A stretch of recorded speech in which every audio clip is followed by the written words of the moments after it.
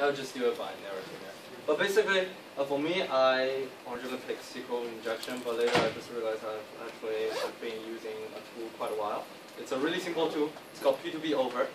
We'll talk about more in the video, and I'll explain more if the video doesn't hear well. So I'll just let you. All right, guys. I have p2pover open over here as well. Basically, when you open, it has something like that, and actually, I'm already starting it. Right now, I'm didn't apply any rules. As you can see, I have basically right now there are 3 devices connect to the local area network. Right now, it's one of them is mine.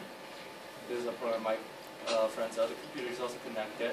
As you can see, the other one is downloading at that speed. After you hit start, it will show what the incoming speed and outgoing speed.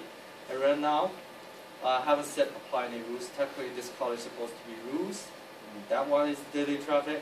But somehow I think they did a little bit formatting error, so this one is actually showing daily traffic. It wasn't showing that when I was using the Chinese version, so they probably need to fix it. Well, let's cut off confusion a little bit. Basically, this is p2pover. It's a software tool developed by Net. I think it's OpenNet. It's a group of, I think it's a group of Chinese developer. It was originally aimed to solve issues in China because a lot of people are using BitTorrent. I know out here there's most of the ISP like they block certain ports to prevent BitTorrent downloading, but in China there wasn't any policy for that yet. So a lot of people are doing P2P downloading, P2P streaming. It affects a lot in the local area network. It cuts a lot of bandwidth for others. That's why people come up with this software. And technically, well, I will let the video keep talking. Well, basically, a p2pover is a development. It's a tool that's being used and you can control the bandwidth of your local area network. It was developed by a group of Chinese developers because using utilize of the P2P devices is huge, like in China, and people will go use a lot of P2P streaming devices, download devices, BitTorrents, and constantly causing troubles for other people who are also on the network. So basically, they come up with this software, and they're able to control this local area network to limiting people's bandwidth in order to free up more space for other people who are using the services. However, it can do a little bit more than just limiting the downloading speed and uploading speed. So right now, I'm gonna start to apply rules. I'm technically creating new rules. So right now, I'm just gonna put the rules name. All the glitches over here is something wrong with the, I think it's Unicode error for the software. Technically, this thing when I use it normally I put it in Chinese, but however I did realize there it is English version for us. I switched it to English, and now all the some of the Chinese characters is from that glitch letters. So for now. And then I will select what exactly the time. Right here, this is the rest time, the work time all the time. Technically, I always select all the times. I don't usually set up a time schedule setting. You can go in here, you can set up schedule, and you can let P2P run in the background, and it will manage the network accordingly to different load P address inside the network.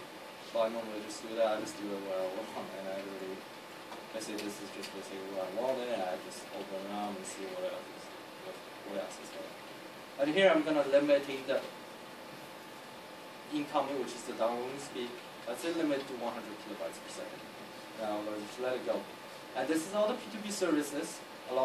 Actually not all, but a lot of P2P services. I know a lot of US, most of people in the US, because the provider, ISP, some of them block the ports.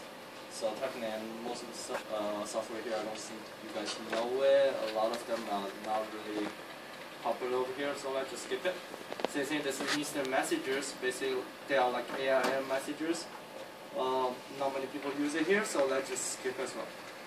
And here, it's what kind of downloading file extension you can block. Right here, I'm going to do a quick example of what DLC is, which is just dot.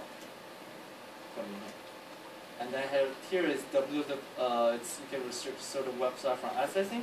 You can put them in blacklist, so they are not allowed to access, or you can put website in whitelist, which only those websites in whitelist can be allowed to access.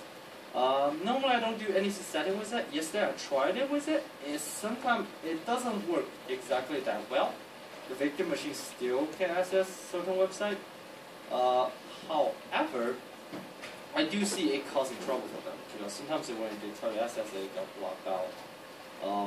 So I believe there could be something with router as well. Depends on how close to the router than to their machine. And technically the router is downstairs, which is close to the victim machine than mine. So, but anyway, for this part, let's just skip it. And the ACL setting, which is access control less setting, which you can just block ports over here. Here I'm not going to do anything with that. I'm just going to hit finish. So right now, as you can see, I have a lot of rules here. So I have the 4 rules here. So let's close it. And I'm going to apply the rule on this computer. I'm going to apply rules. And after applying rules, you can immediately see the incoming speed just shrink it down to 100.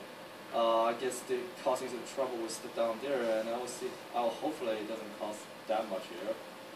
But we can go downstairs. I also I put the report still up down there and see how exactly it's going on with that downloading speed and other stuff. But as you can see right now, it just doesn't have much speed going on. And technically, we can only go to 100. And for me, my speed is a little bit going up because my capacity is downloading actually over here. It's doing updating. But that's basically it. Later we are going to go downstairs and see what exactly going on. But basically what P2P is doing a little bit with ARP spoofing and ARP poisoning in order to attack the victim's machine. It can naturally do a lot more, but I haven't dig out everything that it can do.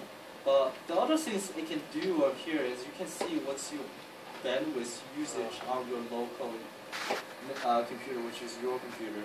Actually, just like I said before, my Kawasaki peer is actually downloading a lot of stuff right now. That's what's rising up a little bit. And now I'm gonna leave it over here. I'm gonna go back downstairs and see. I'm actually gonna cut off the recording here. I'm just gonna show what exactly going on with the computer. So, well, I don't know what's going on with, well, actually my friend was trying to need a computer, so I wasn't able to try to do a second recording, and there was something wrong with his codecs.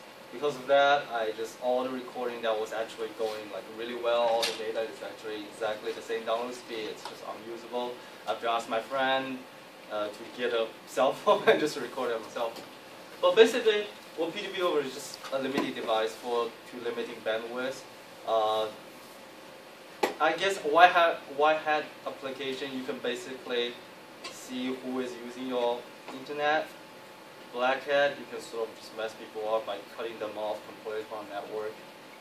Do you have to be on the same network? Yes. Otherwise the ARP spoofing won't work, right? Yes. So, which funny thing is, actually that's why I'm asking Nick yesterday, because I was trying to see, because I see somebody says like if you are under like ARP spoofing or something, you go check the ARP list, it should show up like a spoofed MAC address, which I did on a victim machine a few weeks ago, and it doesn't work. Which is funny thing. So I haven't. Yes. Oh, I was going to say, how would you? I mean, obviously, it would have to be sophisticated enough to prevent the spoof from coming back at you. You know, like. Right. What if two guys were using the same software at the same time, right? Yeah. Right. Like, yeah. Well, if you are using the same time, I think it will cause a conflict. They tell you about that. Like, it will cause a conflict. So in that, which is gonna cause some errors. But there's ways to prevent P2P, and not many people use it here. Even my roommates, technically, I told roommates about this. I used it on my previous roommate before. It was like before World of Warcraft hadn't come out or something, or the Apple III, and he's downloading it, and it was like causing huge traffic lag. And I just opened it up, I cut the speed down. Especially, I think World of Warcraft, Blizzard used like P2P downloading streaming. So I cut it down, and he was like, he's coming to me, I was like, what's going on? I was like, I don't know. And I was like, just playing my video game, rather than... Last night, my son and my wife and me were all three watching streaming video at the same time. There we go. Now in that case, if I would have had this, I could have got a little bit more bandwidth for myself. Yes, basically. Okay, I like the idea.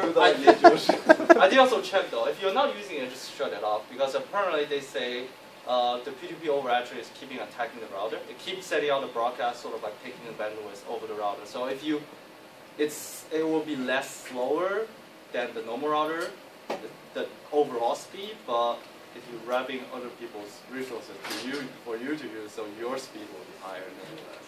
Yeah, basically. So did you have their connection run through you, or were you are spoofing? Technically, this thing just do everything for you. No, I but tried. saying in your I think example, it's they run through me, but. Oh, okay. Like I'm in the man, sort of like the man in the middle, but sometimes, like for example, for the doc and as well as the website, I tried a few days ago.